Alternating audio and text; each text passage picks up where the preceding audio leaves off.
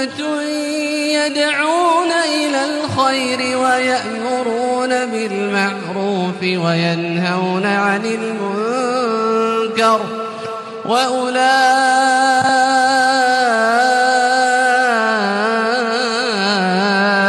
هم المفلحون۔ ہمیں اللہ کے ہاں حاضر ہونا ہے۔ اس عنوان پر فضیلت الشیخ ڈاکٹر عبد الغنی عمری مدنی حفظہ اللہ جو کہ چنئی کے رہنے والے ہیں، وہ اس سے پہلے صوبائی جمعیت اہل حدیث آندھرا پردیش کے ایک کانفرنس ہے ورثۃ الانبیاء کرنول میں جو ہوا تھا 2 دن کا کانفرنس، وہاں پر تشریف لا چکے ہیں۔ تو انشاءاللہ پہلی مرتبہ وہ وجے واڑہ آئے ہیں، آپ ان کے زبان سے نصیحت سنیں۔ انشاءاللہ اللہ تبارک و تعالی ہم تمام لوگوں کو ان کے باتوں سے محظوظ ہونے کی توفیق عطا فرمائے گا۔ میں دعوت دیتا ہوں فضیلت الشیخ ڈاکٹر عبد الغنی عمری مدنی حفظہ اللہ کو۔ بسم اللہ الرحمن الرحیم۔ ان الحمد للہ نحمده ونستعینه ونستغفره ونعوذ باللہ من شرور انفسنا ومن سیئات اعمالنا من يهده الله فلا مضل له ومن يضلل فلا هادي له وأشهد أن لا إله إلا الله وحده لا شريك له وأشهد أن محمدًا عبده ورسوله يا أيها الذين آمنوا اتقوا الله حق تقاته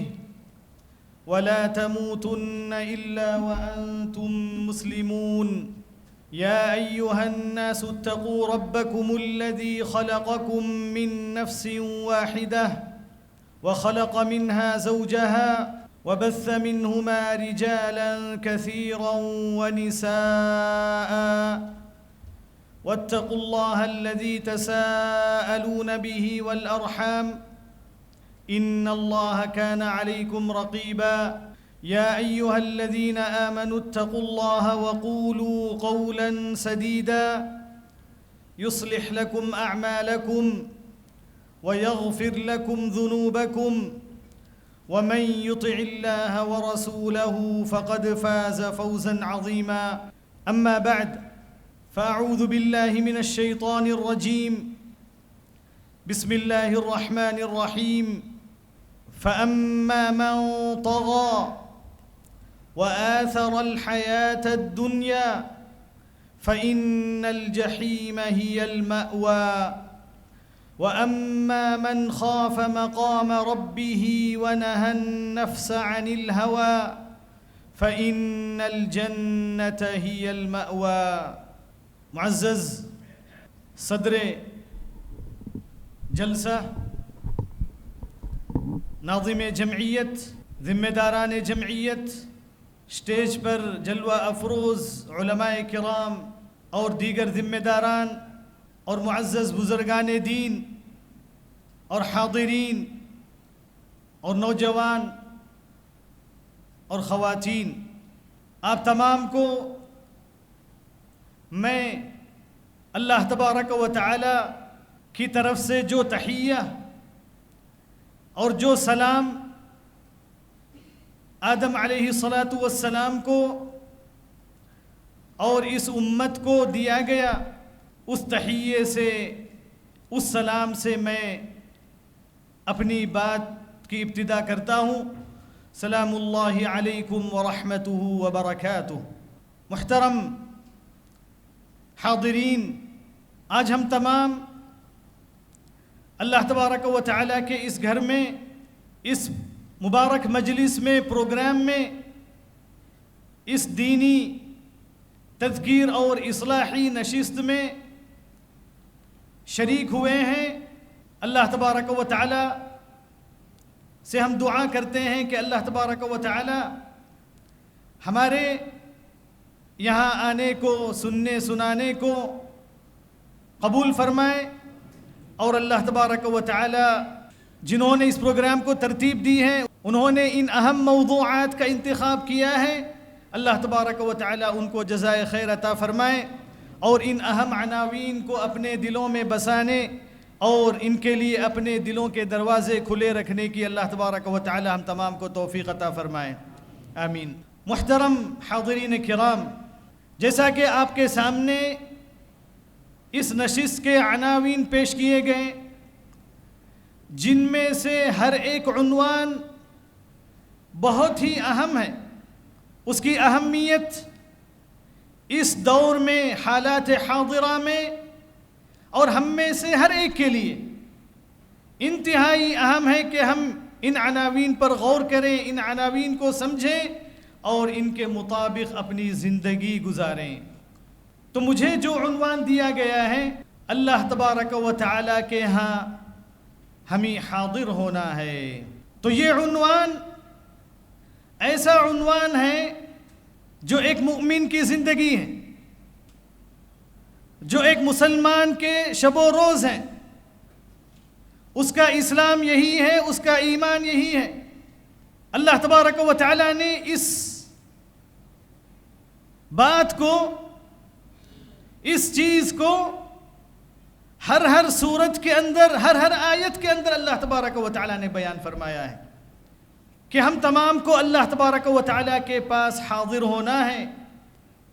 اور جیسا کہ ہم کو معلوم ہے کہ ایمان کے جو ارکان ہیں، اس میں پانچواں رکن کے اندر یہی معنی اور یہی موضوع پایا جاتا ہے۔ الایمان باللہ والیوم الآخر، الایمان باللہ وملائکتہ وکتبہ ورسلہ والیوم الآخر والقدر خیرہ وشرہ۔ تو اللہ تبارک و تعالیٰ نے یوم آخرت، اللہ تبارک و تعالیٰ کے یہاں حاضر ہونے اور ہم میں سے ہر ایک کے دل کے اندر اس کا احساس پیدا کرنے، محاسبے کے لیے تیار ہونے، اللہ تبارک و تعالیٰ کے اس مقام سے خوف کرنے کا اللہ تبارک و تعالیٰ نے ہم کو حکم دیا ہے۔ تو اسی لیے اس کی اہمیت اتنی زیادہ ہے کہ اللہ کے رسول صلی اللہ علیہ وسلم نے کئی مقامات پر کئی احادیث کے اندر اللہ تبارک و تعالیٰ پر ایمان اور اس کے ساتھ یوم آخرت کے ایمان کو ذکر فرما کر کئی احادیث کے اندر آپ نے بیان فرمایا ہے۔ جیسا کہ آپ صلی اللہ علیہ وسلم نے فرمایا، من کان یؤمن باللہ والیوم الآخر فلیکرم ضیفہ، من کان یؤمن باللہ والیوم الآخر فلیقل خیرا او لیصمت۔ تو ایسی کتنی احادیث ہیں جس میں نبی کریم صلی اللہ علیہ وسلم نے آخرت پر ایمان کو اللہ تبارک و تعالیٰ کے ساتھ ایمان کے ساتھ مقارنہ کیا ہے۔ بلکہ قرآن مجید کے جو اہم موضوعات ہیں، جن پر قرآن مجید کے موضوعات کا دار و مدار ہے، اور یہ موضوعات قرآن مجید کے اندر ہر جگہ ہر بات میں مذکور ہیں، تو ان میں سے 3 توحید اور رسالت اور آخرت، تو یہ 3 اہم عناوین ہیں جن پر قرآن مجید کے سارے عناوین کا جو انحصار ہے۔ تو اسی لیے اللہ تبارک و تعالیٰ نے خصوصاً مکی صورتوں کے اندر اللہ تبارک و تعالیٰ نے اس بات کو بار بار ذکر فرمایا ہے، اس بات کا بار بار احساس دلایا ہے کہ تم کو اللہ تبارک و تعالیٰ کے ہاں حاضر ہونا ہے، تم کو اللہ تبارک و تعالیٰ کے پاس پیش کیا جائے گا، تم کو اللہ تبارک و تعالیٰ کے سامنے کھڑے ہونا ہے، اپنے اعمال کا حساب دینا ہے، تم نے جو کچھ اس دنیا کے اندر نیکی یا بدی کی ہے اس کا تم کو بدلہ ملنے والا ہے۔ تو اس کو اللہ تبارک و تعالیٰ نے قرآن مجید میں بار بار ذکر فرمایا۔ اللہ تبارک و تعالیٰ نے کہا فَمَن يَعْمَلْ مِثْقَالَ ذَرَّةٍ خَيْرًا يَرَهُ وَمَن يَعْمَلْ مِثْقَالَ ذَرَّةٍ شَرًّا يَرَهُ۔ تو یہ اس کو یاد دلانے کے لیے اللہ تبارک و تعالیٰ نے کہ اللہ تبارک و تعالیٰ کے ہاں حاضر ہونا ہے، اس کے سامنے جواب دینا ہے، اس نے اپنی نعمتوں کا ذکر کیا۔ اللہ تبارک و تعالیٰ نے اپنی نعمتوں کا ذکر کر کے یہ احساس دلایا کہ یہ اللہ تبارک و تعالیٰ کی نعمتیں ہیں، تم ان نعمتوں کا شکر کیسے ادا کرو گے کہ اللہ تبارک و تعالیٰ نے یہ ساری نعمتیں تم کو عطا کی ہیں، یہ ساری چیزیں تم کو دی ہیں، تو اس کے بدلے میں کیا تم کو ایسے ہی چھوڑ دیا جائے گا؟ تم سے سوال نہیں کیا جائے گا، تم سے پوچھا نہیں جائے گا، تم کو اللہ تبارک و تعالیٰ کے پاس حاضر نہیں ہونا ہے؟ تو اسی لیے اللہ تبارک و تعالیٰ نے سورہ نبا کے اندر اللہ تبارک و تعالیٰ نے کہا عَمَّ يَتَسَاءَلُونَ عَنِ النَّبَإِ الْعَظِيمِ الَّذِي هُمْ فِيهِ مُخْتَلِفُونَ كَلَّا سَيَعْلَمُونَ ثُمَّ كَلَّا سَيَعْلَمُونَ۔ پھر اس کے بعد اللہ تبارک و تعالیٰ نے اپنی نعمتوں کا تذکرہ فرمایا، اپنی کتنی نعمتیں اللہ تبارک و تعالیٰ نے ذکر فرمائی۔ اللہ تبارک و تعالیٰ نے فرمایا أَلَمْ نَجْعَلِ الْأَرْضَ مِهَادًا وَالْجِبَالَ أَوْتَادًا وَخَلَقْنَاكُمْ أَزْوَاجًا وَجَعَلْنَا نَوْمَكُمْ سُبَاتًا۔ تو کتنی نعمتیں اللہ تبارک و تعالیٰ نے ذکر فرمائی، اور اللہ تبارک و تعالیٰ نے سورہ تکاثر کے اندر فرمایا أَلْهَاكُمُ التَّكَاثُرُ حَتَّى زُرْتُمُ الْمَقَابِرَ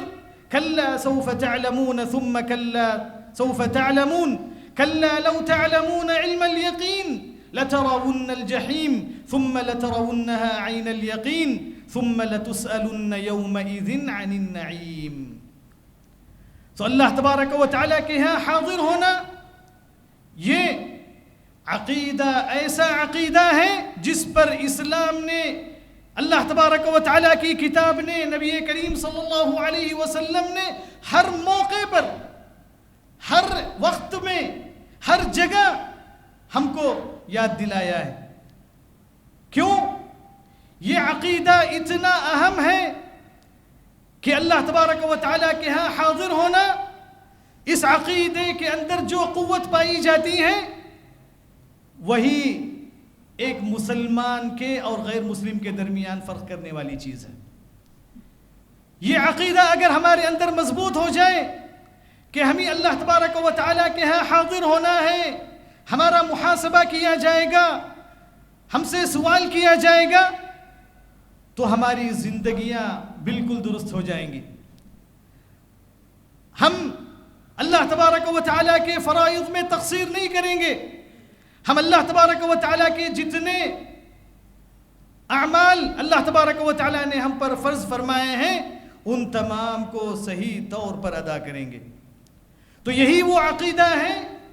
جو ایک مسلمان اور غیر مسلم میں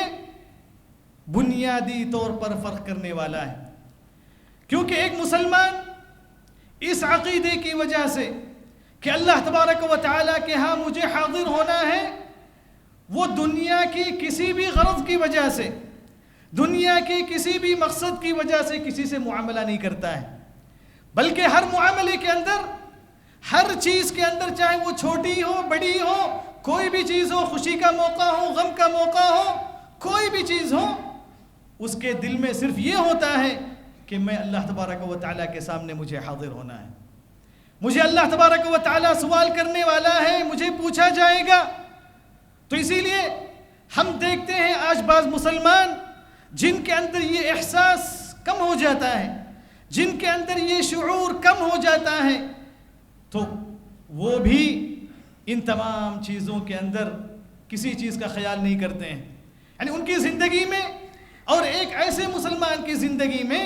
جس کے اندر یہ شعور اور احساس پایا جاتا ہے، زمین و آسمان کا جو ہے فرق ہوتا ہے۔ تو اسی لیے ایک مسلمان کے لیے یہی کافی ہے کہ اس سے یہ کہا جائے کہ اتق اللہ، کہ اللہ تبارک و تعالیٰ سے ڈرو، اللہ تبارک و تعالیٰ سے ڈرو، تم کو اللہ تبارک و تعالیٰ کے ہاں حاضر ہونا ہے۔ تو یہی اس کے لیے کافی ہے کہ وہ فوراً اپنی حالت کو درست کر لیتا ہے، وہ اللہ تبارک و تعالیٰ کے سامنے کھڑے ہونے کو اپنے ذہن میں فوراً واپس لے آتا ہے، اور گناہوں کو چھوڑنے کے لیے وہ تیار ہو جاتا ہے، برائیوں سے رکنے کے لیے وہ تیار ہو جاتا ہے۔ مگر اگر یہ احساس کم ہو جائے، یہ شعور کم ہو جائے، تو دنیا کی کوئی بھی طاقت، دنیا کی کوئی بھی طاقت جرائم سے، برائیوں سے، معصیتوں سے، گناہوں سے کوئی بھی طاقت روک نہیں سکتی ہے۔ تو اس سے ہم کو پتہ چلا کہ اسلام نے جو یوم آخرت کا جو عقیدہ اللہ تبارک و تعالیٰ نے ہم کو دیا ہے، اور نبی کریم صلی اللہ علیہ وسلم نے اس کی تاکید فرمائی ہے، یہ کتنا اہم ہے، یعنی ایک مسلمان اگر ہم روزے کی مثال لیں، روزے کی جو عبادت ہے اس کی مثال لیں، تو روزے کے اندر ایک مسلمان کا اخلاص اور اللہ تبارک و تعالیٰ کے سامنے حاضر ہونے کا جو تصور ہے وہ بالکل کھل کر سامنے آتا ہے۔ ایک مسلمان روزے کی حالت میں ان ساری چیزوں کو، سارے شہوات کو، کھانے پینے کو، ہر چیز کو اللہ تبارک و تعالیٰ کے لیے چھوڑتا ہے۔ اگرچہ کہ اس کو کھانے پر مجبور کیا جائے، پینے پر مجبور کیا جائے یا کسی اور چیز پر مجبور کیا جائے، ہرگز وہ اسے ہاتھ لگانے کے لیے، اس سے قریب ہونے کے لیے ہرگز تیار نہیں ہوتا ہے۔ تو یہ کیا شعور ہے، یہ کیا احساس ہے، یہ کیا چیز ہے جو اس کو ان چیزوں سے روک رہی ہے؟ وہ صرف یہی ہے کہ اللہ تبارک و تعالیٰ کے ہاں مجھے حاضر ہونا ہے۔ اور پھر اسی طریقے سے نماز کے اندر ہم دیکھیں، ایک ایسے مسلمان کی نماز جس کے اندر یہ عقیدہ مضبوط ہے، یہ تصور مضبوط ہے کہ اللہ تبارک و تعالیٰ کے سامنے مجھے حاضر ہونا ہے، اس کی نماز میں اور اس شخص کی نماز میں جس کے اندر یہ عقیدہ کمزور ہو، یہ عقیدے کے اندر جو ہے خلل پیدا ہو جائے، تو اس کی اور اس کی نماز میں کتنا فرق ہوتا ہے۔ تو میرے عزیز بزرگوں، تو یہ جو اسلام نے ہم کو عقیدہ دیا ہے یہ انتہائی اہم ہے، انسانوں کے جرائم سے رکنے کے لیے، خرابیوں اور برائیوں سے رکنے کے لیے یہ انتہائی اہم چیز ہے، جس کے لیے کسی قانون کی ضرورت نہیں، کسی کیمرہ کی ضرورت نہیں، کسی نگرانی کی ضرورت نہیں، کسی چیز کی ضرورت نہیں ہے۔ صرف یہی کافی ہے کہ ہم کو اللہ تبارک و تعالیٰ کے سامنے حاضر ہونا ہے،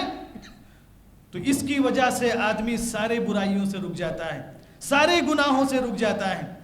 تو اللہ تبارک و تعالیٰ نے قرآن مجید میں یہی کہا،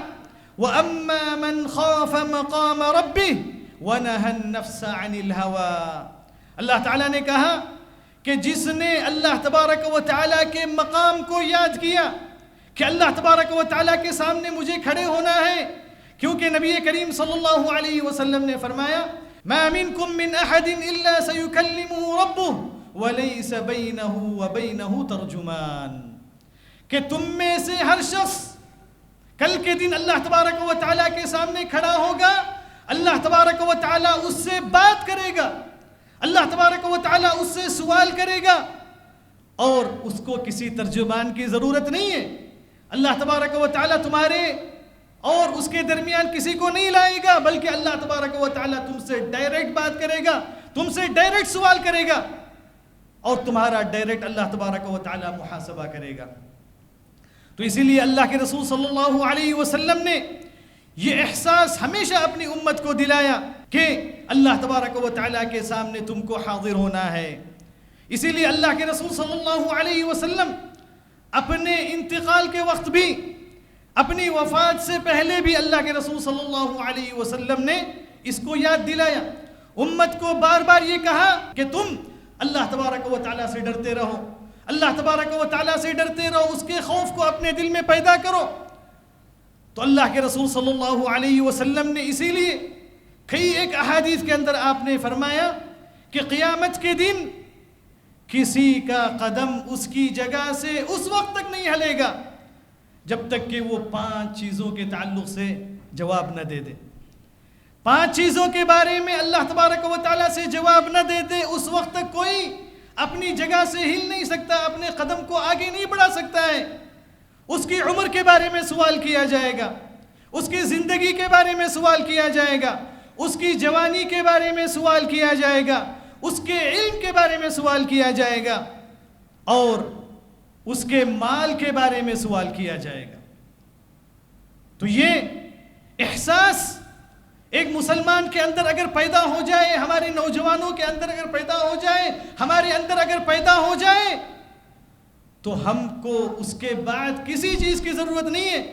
کسی نگرانی کی، کسی اور چیز کی ضرورت نہیں ہے کہ ہم اللہ تبارک و تعالیٰ کے لیے جو ہے نیک بن جائیں، ساری چیزوں کو چھوڑ کر اللہ تبارک و تعالیٰ کے دین پر عمل کرنے لگیں۔ تو اس سے بڑھ کر اور کیا چیز ہو سکتی ہے، اس سے بڑھ کر کیا اور شعور ہو سکتا ہے؟ تو اللہ تبارک و تعالیٰ نے کہا کہ جس نے اپنے رب کے مقام سے خوف کھایا کہ اسے کل اللہ کے سامنے حاضر ہونا ہے، وَنَهَى النَّفْسَ عَنِ الْهَوَىٰ، صرف خوف کھانا کافی نہیں ہے، صرف خوف کھانا کافی نہیں ہے. یعنی بعض خوف ایسے ہوتے ہیں جو وقتی ہوتے ہیں، بعض خوف ایسے ہوتے ہیں جو وقتی ہوتے ہیں. جب ان کو اللہ تبارک و تعالیٰ کے بارے میں بتایا جاتا ہے، اللہ تبارک و تعالیٰ کے ہاں حاضر ہونے سے خوف دلایا جاتا ہے، تو وقتی طور پر ان کے آنکھوں سے آنسو بہتے ہیں اور وہیں تک وہ معاملہ رکا رہتا ہے. تو یہ اللہ تبارک و تعالیٰ یہ نہیں چاہتا ہے. اسی لیے اللہ تبارک و تعالیٰ نے صرف یہ نہیں کہا، بلکہ اللہ تبارک و تعالیٰ نے فرمایا وَنَهَى النَّفْسَ عَنِ الْهَوَىٰ وَأَمَّا مَنْ خَافَ مَقَامَ رَبِّهِ وَنَهَى النَّفْسَ عَنِ الْهَوَىٰ. اللہ تبارک و تعالیٰ کے ہاں جواب دہی کا احساس کر کے، اس کے سامنے کھڑے ہونے کا خوف کر کے، اس کے سامنے حاضر ہونے کا خوف کھا کر کے اس نے برائیوں کو ترک کیا. وَنَهَى النَّفْسَ عَنِ الْهَوَىٰ، اپنے نفس کو خواہشات سے روکا، دنیاوی خواہشات سے، غلط خواہشات سے، برائیوں سے، گناہوں سے اپنے آپ کو روکا. تو یہ اصل مقصود ہے اللہ تبارک و تعالیٰ کے خوف کھانے سے اور اللہ تبارک و تعالیٰ کے ہاں حاضر ہونے کے خوف سے. پھر اللہ تبارک و تعالیٰ نے اس کی جزا کیا بیان فرمائی؟ اللہ تبارک و تعالیٰ نے فرمایا فَإِنَّ الْجَنَّةَ هِيَ الْمَأْوَىٰ، فَإِنَّ الْجَنَّةَ هِيَ الْمَأْوَىٰ، کہ جو اللہ تبارک و تعالیٰ کے مقام سے خوف کھا کر اپنے آپ کو برائیوں سے روکے گا، جنت اس کا ٹھکانہ ہے. جنت اللہ تبارک و تعالیٰ اس کو بدلے میں عطا فرمائے گا، کیونکہ اس نے اللہ تبارک و تعالیٰ کے لیے اپنی ساری چیزوں کو کنٹرول کیا. اس عقیدے پر عمل کرتے ہوئے اس نے ہر چیز کے اندر، ہر چھوٹی بڑی چیز کے اندر سب سے پہلے، کسی بھی چیز کو کرنے سے پہلے، کسی بھی چیز پر عمل کرنے سے پہلے اس نے یہ دیکھا کہ یہ اللہ تبارک و تعالیٰ کی رضا اس میں موجود ہے یا نہیں ہے. اللہ تبارک و تعالیٰ میرے اس عمل سے خوش ہوگا یا میرے اس عمل سے ناراض ہوگا، میرے اس کام سے اللہ تبارک و تعالیٰ کی رضا مجھے حاصل ہوگی یا اللہ تبارک و تعالیٰ کا غضب حاصل ہوگا. تو یہ تمام چیزیں سوچ کر، ان پر غور کر کے اگر آدمی آگے بڑھے گا تو اس کی زندگی اس آیت کے مطابق ہو سکتی ہے. تو اسی لیے اللہ کے رسول صلی اللہ علیہ وسلم کے پاس ایک صحابی آئے اور انہوں نے اللہ کے رسول صلی اللہ علیہ وسلم سے پوچھا کہ قیامت کب آئے گی، قیامت کا وقت کب ہے؟ تو اللہ کے رسول صلی اللہ علیہ وسلم نے ان کو اس کا جواب نہیں دیا، کیونکہ اللہ کے رسول صلی اللہ علیہ وسلم کو اس کا علم نہیں ہے، اللہ کے رسول صلی اللہ علیہ وسلم کے پاس اس کا جواب نہیں ہے. تو اللہ کے رسول صلی اللہ علیہ وسلم نے ان کو اس چیز کے لیے کیا ہم کو کرنا ہے، وہ نبی کریم صلی اللہ علیہ وسلم نے ان سے سوال کیا. آپ صلی اللہ علیہ وسلم نے ان سے پوچھا ماذا اعددت لها، ماذا اعددت لها، کہ تم نے اس قیامت کے دن کے لیے، اس دن کی تیاری میں اللہ تبارک و تعالیٰ کے ہاں حاضر ہونے کے لیے تم نے کیا تیار کیا ہے؟ جب تم قیامت کے بارے میں سوال کر رہے ہو اور قیامت کا آنا حق ہے، اس میں کوئی شک نہیں ہے، ہم تمام کو اللہ تبارک و تعالیٰ کے سامنے حاضر کیا جائے گا، ہم کو اللہ کے پاس پہنچنا ہے، اس میں کوئی شک نہیں ہے. تو اس لیے نبی کریم صلی اللہ علیہ وسلم نے پوچھا ان سے کہ آپ نے اس کے لیے تیاری کیا کی ہے؟ تو حقیقت میں ہم تمام کو بھی اس کی جو ہے تیاری کرنا ہے. اسی کے لیے اللہ تبارک و تعالیٰ نے ہم کو یہ دنیا، یہ زندگی عطا فرمائی ہے. تو یہ دنیا، یہ زندگی پائیدار نہیں ہے، یہاں کسی کے لیے بقا نہیں ہے، یہاں کسی کو ہمیشہ کے لیے رہنا نہیں ہے، بلکہ اللہ تبارک و تعالیٰ نے فرمایا وَمَا جَعَلْنَا لِبَشَرٍ مِّن قَبْلِكَ الْخُلْدَ. اللہ تبارک و تعالیٰ نے کہا كُلُّ نَفْسٍ ذَائِقَةُ الْمَوْتِ ثُمَّ إِلَيْنَا تُرْجَعُونَ، کہ ہر شخص کو اس دنیا سے جانا ہے، رخصت ہونا ہے. اور اللہ تبارک و تعالیٰ نے کسی کے لیے خلد نہیں رکھا، کسی کے لیے اللہ تبارک و تعالیٰ نے ہمیشگی عطا نہیں فرمائی. تو اس لیے اس دنیا کو اللہ تبارک و تعالیٰ نے دار القرار نہیں بنایا، بلکہ یہ دنیا دار العمل ہے، یہ دنیا دار العمل ہے، یہ دنیا معبر ہے، یہ دنیا گویا ایک جسر ہے، ایک سیڑھی ہے جس کے ذریعے ہم کو آخرت پار کرنا ہے، آخرت کی طرف جانا ہے، آخرت کی طرف پہنچنا ہے. تو یہ جتنے واجبات ہیں، جتنے فرائض ہیں، جتنا جو کچھ دین کے اندر موجود ہے، وہ تمام اسی یوم آخرت کی تیاری کے لیے ہے. وہاں کے مسابقے کے لیے ہیں، وہاں آگے بڑھنے کے لیے ہیں، وہاں نیکیاں کمانے کے لیے ہیں، وہاں اپنے درجات کو بلند کرنے کے لیے ہیں، وہاں اللہ تبارک و تعالیٰ کے پاس قربت حاصل کرنے کے لیے ہیں. تو یہ ساری چیزیں جو کچھ دین کے اندر ہیں، یہ عبادتیں، یہ نمازیں، یہ روزے، یہ حج، یہ ساری چیزیں جن کا بھی اللہ تبارک و تعالیٰ نے ہم کو مکلف بنایا ہے، یہ تمام اسی آخرت کے لیے ہیں. اللہ تبارک و تعالیٰ کے سامنے حاضر ہونے کے بعد جو چیزیں ہونے والی ہیں، یہ تمام اس کے لیے ہیں. تو اس لیے اللہ کے رسول صلی اللہ علیہ وسلم سب سے پہلے امت کو احساس دلانے کے لیے اس شعور کو اپنے اندر ہمیشہ نبی کریم صلی اللہ علیہ وسلم رکھا کرتے تھے. اللہ کے رسول صلی اللہ علیہ وسلم کے اندر سب سے زیادہ یہ شعور ہوا کرتا تھا. اسی لیے ایک مرتبہ اللہ کے رسول صلی اللہ علیہ وسلم نے عبداللہ بن مسعود رضی اللہ تعالی عنہ سے کہا کہ آپ قرآن کی تلاوت کیجئے. آپ صلی اللہ علیہ وسلم نے ان کو قرآن پڑھنے کا حکم دیا. تو عبداللہ بن مسعود رضی اللہ تعالی عنہ نے قرآن مجید کی تلاوت شروع کی. سورۃ النساء کی انہوں نے تلاوت شروع کی. پڑھتے ہوئے عبداللہ بن مسعود رضی اللہ تعالی عنہ اس آیت پر پہنچے فَكَيْفَ إِذَا جِئْنَا مِن كُلِّ أُمَّةٍ بِشَهِيدٍ وَجِئْنَا بِكَ عَلَى هَؤُلَاءِ شَهِيدًا. تو نبی کریم صلی اللہ علیہ وسلم نے کہا حسبک حسبک، کہ کافی ہے کافی ہے. پھر جب عبداللہ بن مسعود رضی اللہ تعالی عنہ نے اپنی آنکھیں اٹھائیں اور نبی کریم صلی اللہ علیہ وسلم کی طرف دیکھا تو آپ صلی اللہ علیہ وسلم کی آنکھوں سے آنسو بہہ رہے ہیں. آپ صلی اللہ علیہ وسلم کی آنکھوں سے آنسو بہہ رہے ہیں. تو اللہ کے رسول صلی اللہ علیہ وسلم کا یہ اثر تھا،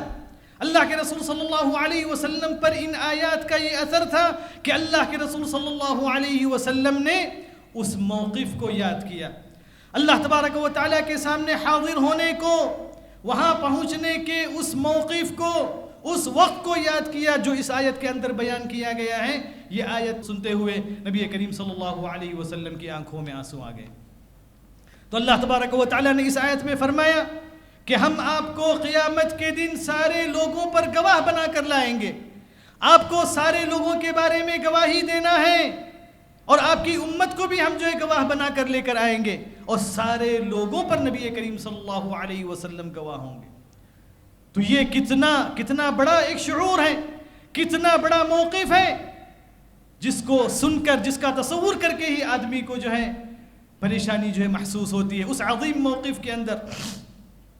تو اسی لیے نبی کریم صلی اللہ علیہ وسلم نے صحابہ کرام کو ایک مرتبہ ایک موقع پر یہ موقف آپ صلی اللہ علیہ وسلم ہر جگہ یاد دلاتے تھے. تو اللہ کے رسول صلی اللہ علیہ وسلم نے صحابہ کرام کے ساتھ ایک مرتبہ ٹھنڈا پانی پیا. ٹھنڈا پانی آپ صلی اللہ علیہ وسلم نے پیا اور آپ صلی اللہ علیہ وسلم نے سائے کے نیچے تھوڑی دیر آرام فرمایا. تو آپ صلی اللہ علیہ وسلم نے ابو بکر و عمر رضی اللہ تعالی عنہما سے کہا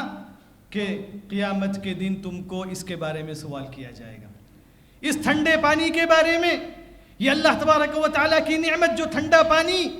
جو تم کو میسر ہوا ہے اور یہ چھاؤں جو اللہ تبارک و تعالیٰ نے تم کو عطا فرمائی ہے،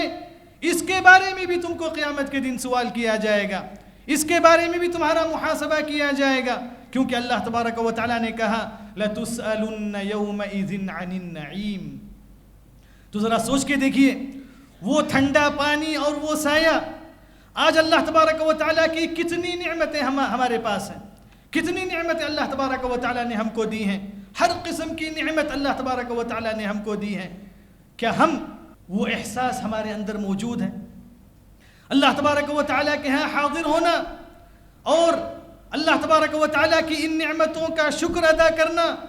اور اللہ تبارک و تعالیٰ کی ان نعمتوں کے تقاضے ہم پر کیا ہیں؟ کیا اللہ تبارک و تعالیٰ ہم سے چاہتا ہے؟ کیا ہم اس کو پورا کر رہے ہیں؟ کیا ہم ان نعمتوں کا واقعی شکر ادا کر رہے ہیں؟ صرف زبان سے نہیں بلکہ اپنے عمل کے ذریعے، اپنے اعمال کے ذریعے اللہ تبارک و تعالیٰ کے اس کے یہاں حاضر ہونے کے تصور کو اپنے ذہن میں ہمیشہ محفوظ رکھ کر کے کیا ہماری زندگیاں ان کے مطابق ہیں یا نہیں. اور میرے عزیز بزرگوں، عمر رضی اللہ تعالی عنہ ایک مرتبہ جیسا کہ آپ کی عادت تھی کہ آپ اپنی خلافت کے زمانے میں مدینے کی گلیوں میں لوگوں کے احوال پر نظر رکھتے، لوگوں کی حالت کو دیکھتے کہ میری رعایا کا حال کیا ہے، لوگ کیسے ہیں، ان کی ضرورتیں کیا ہیں. تو رات میں عمر رضی اللہ تعالی عنہ نکلتے، اور عمر رضی اللہ تعالی عنہ ایسے ہی ایک رات نکلے کہ آپ ایک گھر کے پاس پہنچے تو وہاں پر گھر کے اندر تلاوت ہو رہی تھی، قرآن مجید کی تلاوت ہو رہی تھی. عمر رضی اللہ تعالی عنہ وہیں رک گئے. جب وہ رک گئے وہاں پر تو اندر سے سورہ طور کی تلاوت ہو رہی تھی، اور وہ شخص تلاوت کر رہے تھے وَالطُّورِ وَكِتَابٍ مَّسْطُورٍ فِي رَقٍّ مَّنشُورٍ وَالْبَيْتِ الْمَعْمُورِ وَالسَّقْفِ الْمَرْفُوعِ وَالْبَحْرِ الْمَسْجُورِ إِنَّ عَذَابَ رَبِّكَ لَوَاقِعٌ مَا لَهُ مِن دَافِعٍ. تو یہ آیت جیسے ہی عمر رضی اللہ تعالی عنہ نے سنی، یہ آیت جیسے ہی انہوں نے سنی إِنَّ عَذَابَ رَبِّكَ لَوَاقِعٌ مَا لَهُ مِن دَافِعٍ، کہ آپ کے رب کا عذاب آنے والا ہے اور اس کو کوئی ہٹانے والا نہیں ہے. تو عمر رضی اللہ تعالی عنہ جن کو اللہ کے رسول صلی اللہ علیہ وسلم نے جنت کی بشارت سنا دی، عشرہ مبشرہ میں ہیں، اور ابو بکر رضی اللہ تعالی عنہ کے بعد امت کے اندر سب سے افضل ہیں، ان کی حالت یہ ہوئی کہ اس آیت کا ان پر ایسا اثر ہوا کہ وہ گھر واپس آئے، اور اس کے بعد 1 مہینے تک وہ بیمار رہے. اللہ اکبر. 1 مہینے تک، یعنی اس آیت کا اتنا گہرا اثر کہ اللہ تبارک و تعالیٰ کے سامنے مجھے حاضر ہونا ہے، اللہ تبارک و تعالیٰ مجھ سے سوال کرے گا، مجھے جواب دینا ہے اللہ تبارک و تعالیٰ کے پاس. اور جو لوگ ان کی زیارت کرتے تھے، ان کے حال چال دریافت کرنے کے لیے آتے تھے، مگر کسی کو یہ نہیں معلوم کہ عمر رضی اللہ تعالی عنہ کی بیماری کا سبب کیا ہے، کس لیے ان کی طبیعت بگڑی ہے، کس لیے جو ہے ان کی طبیعت خراب ہوئی ہے، کسی کو نہیں معلوم. مگر حقیقت میں اس آیت کا جو اثر ہوا تھا وہ احساس ان کے اندر موجود تھا. اور آپ کو معلوم ہے کہ ابو بکر رضی اللہ تعالی عنہ اپنی زبان کو پکڑ کر کہا کرتے تھے کہ کاش کہ جو ہے یہ چیز نہ ہوتی، یہ چیز میں اپنے کنٹرول میں کر لیتا. اور جو یہ کہتے تھے کہ کاش میرا وجود ہی نہ ہوتا، کاش میں اس دنیا ہی میں نہ آیا ہوتا، کیونکہ مجھے اللہ تبارک و تعالیٰ کے ہاں حاضر ہونا ہے، ہر چیز کا مجھے جو ہے جواب دینا ہے. اور عمر رضی اللہ تعالی عنہ جب آپ کو شہید کیا گیا اور آپ کو یعنی آپ کے آخری ایام میں اس حادثے کے بعد آپ جو چند دن زندہ رہے، تو اس دوران ایک شخص ان کے پاس حاضر ہوا اور اس نے کہا کہ اے امیر المؤمنین آپ کے لیے بشارت ہے، اے امیر المؤمنین آپ کے لیے بشارت ہے کہ اللہ تبارک و تعالیٰ نے آپ کو خلیفہ بنایا، اللہ تبارک و تعالیٰ نے آپ کے زمانے میں اتنی فتوحات عطا فرمائی کہ آپ کی مملکت یہاں سے وہاں تک پہنچ گئی، عراق فتح ہوا، مصر فتح ہوا، اور جو کئی ممالک فتح ہوئے. تو اللہ تبارک و تعالیٰ نے آپ کے ذریعے اتنی خدمتیں لی، اتنا سب کچھ اللہ تبارک و تعالیٰ نے کیا. تو عمر رضی اللہ تعالی عنہ نے کیا کہا، میں اللہ تبارک و تعالیٰ سے یہی امید کرتا ہوں، میرے لیے یہی کافی ہے کہ اللہ تبارک و تعالیٰ مجھ سے ایک عمل بھی قبول کر لے اور میرا محاسبہ نہ ہو، میں اللہ تبارک و تعالیٰ کے حساب سے بچ جاؤں. یہ نیکیاں بات کی چیز ہے، بس میں اللہ تبارک و تعالیٰ سے بچ جاؤں، یہی میرے لیے کافی ہے. یہ عمر رضی اللہ تعالی عنہ کی بات ہے. تو یہ عشر مبشرہ کا حال ہے جن کو دنیا کے اندر جنت کی بشارت دے دی گئی. اور عثمان رضی اللہ تعالی عنہ جب آپ قبرستان جاتے تو آپ کی حالت کیا ہوتی، زار و قطار رونے لگتے، آپ کی داڑھی بھیگ جاتی رونے کی وجہ سے. وہ اللہ تبارک و تعالیٰ کے سامنے اس موقف کو یاد کرتے اور کہتے کہ یہ قبر آخرت کی منزلوں میں سے پہلی منزل ہے، یہاں پر جو کامیاب ہوا وہ اگلے مراحل میں کامیاب ہے. تو یہ اللہ تبارک و تعالیٰ کے سامنے حاضر ہونے کا احساس اور اس کا شعور ہمیشہ اپنے ذہن میں بیدار رکھنا ہے، ہمیشہ اس کو اپنے ذہن میں لاتے رہنا ہے، اس کی تجدید ہوتی رہنی ہے. کیونکہ شیطان اپنی جگہ وہ کام کر رہا ہے، مسلمان کو غفلت میں ڈالنے کے لیے، مسلمان کو اس دین سے ہٹانے کے لیے، اللہ تبارک و تعالیٰ سے دور کرنے کے لیے، اس کی معصیت کرنے کے لیے، گناہوں میں مبتلا کرنے کے لیے وہ کوشش میں لگا ہوا ہے. مگر اس کی کوشش کو ناکام کرنا یہ ایک مسلمان کے لیے ضروری ہے۔ عائشہ رضی اللہ تعالی عنہ جب وہ بھی جو ہے سورہ طور کی تلاوت کر رہی تھی اور یہ تلاوت اس آیت کی تلاوت پر جب وہ پہنچی، قالوا انا كنا قبل في اهلنا مشفقين فمن الله علينا ووقانا عذاب السموم، جس میں اللہ تبارک و تعالی نے کہا کہ یہ لوگ جو مسلمان ہیں جن کو اللہ تبارک و تعالی کل قیامت کے دن جنت میں داخل فرمائے گا، تو وہ دنیا کے اندر اللہ تبارک و تعالی کے سامنے حاضر ہونے، اس کے سامنے جواب دینے سے خوف کیا کرتے تھے، تو اللہ تبارک و تعالی قیامت کے دن کیا کرے گا؟ ان کو اس کا بدلہ عطا فرمائے گا اور ان کو جنت عطا فرمائے گا۔ تو عائشہ رضی اللہ تعالی عنہ اس آیت کی تلاوت کیا کرتی تھی اور نماز ہی کی حالت میں وہ یہ دعا کرتی تھی اللہ تبارک و تعالیٰ سے کہ اللہ تبارک و تعالیٰ تو ہم کو جہنم کی آگ سے بچا لے، کیونکہ ہم تجھ سے دنیا میں تیرے سامنے حاضر ہونے سے ڈرتے ہیں۔ ہمارے اندر وہ احساس موجود ہے، تو اس لیے عائشہ رضی اللہ تعالی عنہ اللہ تبارک و تعالیٰ سے یہ دعا کیا کرتی تھی۔ میرے معزز سامعین، تو جو سلف صالحین تھے، صحابہ کرام تھے، تو ان کی سوچ، ان کی فکر، ان کا اٹھنا، ان کا بیٹھنا، ان کی ساری چیزیں ان کے دماغ میں صرف یہی ہوا کرتا تھا کہ اللہ تبارک و تعالیٰ کے سامنے حاضر ہونا ہے۔ تو اسی لیے کبھی بھی انہوں نے اس دنیا سے دل نہیں لگایا، کبھی بھی انہوں نے اس دنیا سے دل نہیں لگایا، بلکہ دنیا کو انہوں نے اپنے ہاتھ میں رکھا اور اللہ تبارک و تعالیٰ کے سامنے حاضر ہونے کو انہوں نے ہمیشہ اپنے ذہن میں، اپنے دماغ میں، اپنے دل میں انہوں نے رکھا۔ تو ایسے ہی ایک مسلمان کا حال بھی ہونا چاہیے۔ تو اس لیے یہ جو تصور ہیں، یہ عقیدہ ہے، اللہ تبارک و تعالیٰ کے سامنے حاضر ہونا، یہی ایک مسلمان کی حقیقت میں زندگی ہے، یہی حقیقت میں ایک مسلمان کی زندگی ہے۔ ہر قدم پر اس کو چاہیے کہ وہ اللہ تبارک و تعالیٰ کے سامنے حاضر ہونے کو اپنے ذہن میں لائے۔ جو بھی کام کرے، کسی سے معاملہ کرے، تجارت کرے، یا جو ہے کوئی بھی کام کرے، چاہے وہ دنیاوی ہو چاہے وہ اخروی ہو، اس تصور کے ساتھ کرے تو پھر اس کی زندگی خیر ہی خیر رہے گی، اس کی ساری زندگی اللہ تبارک و تعالیٰ کے لیے خالص ہو جائے گی، اور پھر جو ہے اس کی وہ زندگی ہوگی جیسے اللہ تبارک و تعالیٰ نے فرمایا